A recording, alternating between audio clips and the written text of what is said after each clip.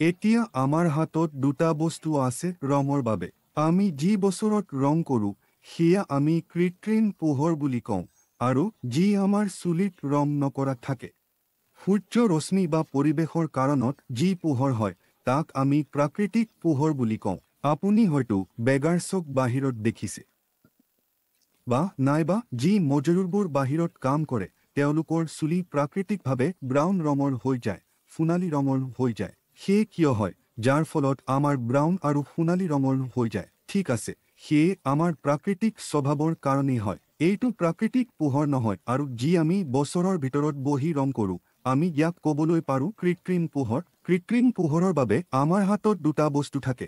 এটা হৈছে আমাৰ ৰঙৰ টিউব আৰু আনটো হৈছে আমাৰ ডেভেলপাৰ। সেয়ে এইবোৰ হৈছে আমাৰ ৰঙৰ টিউব। এই আমাৰ ৰঙৰ টিউব। ৰঙৰ টিউববোৰ আপোনাৰ বাবে বিভিন্ন ৰঙৰ সৈতে আহে। ক্লায়েণ্টৰ পছন্দ অনুসৰি, গ্ৰাহকৰ পছন্দ অনুসৰি, সেই অনুসৰি তেওঁলোকৰ ইচ্ছা কৰা ৰংবোৰ বিভিন্ন ৰঙৰ দ্বাৰা পোৱা যায়। আৰু ইয়াক অৰ্জন কৰিবলৈ আমাৰ লগত ডেভেলপাৰ থাকে। সেয়ে আমাৰ লগত এই ধৰণৰ কিছুমান ডেভেলপাৰ আছে। অহা ডেভেলপাৰসকল আমাৰ ৱালে মাতা হৈছে। হাই বৰ্তমানৰ ৱালে মাতা আৰু ৱালে মাতা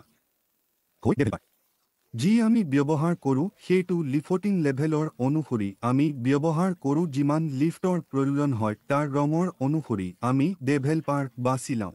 যেনে উদাহৰণস্বৰূপে যদি কাকৰ চুলিৰ নম্বৰ 4টা আৰু তেওঁক 6 নম্বৰ ৰঙৰ প্ৰয়োজন তেন্তে 4ৰ পৰা 6লৈকে আমাক দুটা লেভেলৰ প্ৰয়োজন। 4ৰ পাছত 5 আৰু তাৰ পাছৰ 6। সেয়া মানে মই ভলিউম ব্যৱহাৰ কৰিব লাগিব। এক লেভেল লিফট কৰিবলৈ ভলিউম ব্যৱহাৰ কৰিব লাগিব। দুটা লেভেল লিফট কৰিবলৈও ভলিউম ব্যৱহাৰ কৰিব লাগিব। কিন্তু যদি মোক 3টা লেভেল লিফট কৰিব লগা হয় তেন্তে মোক ভলিউম ব্যৱহাৰ কৰিব লাগিব। সেয়া বাবে আমি এক বেয়াৰিয়াৰ ক্ৰীম লগাব। বেয়াৰিয়াৰ ক্ৰীম লগালে অতিৰিক্ত ৰঙে স্কাল্পলৈ নাহিব। সেয়া নিশ্চয়তা দিয়া বাবে আমি বেয়াৰিয়াৰ ক্ৰীম ব্যৱহাৰ কৰোঁ।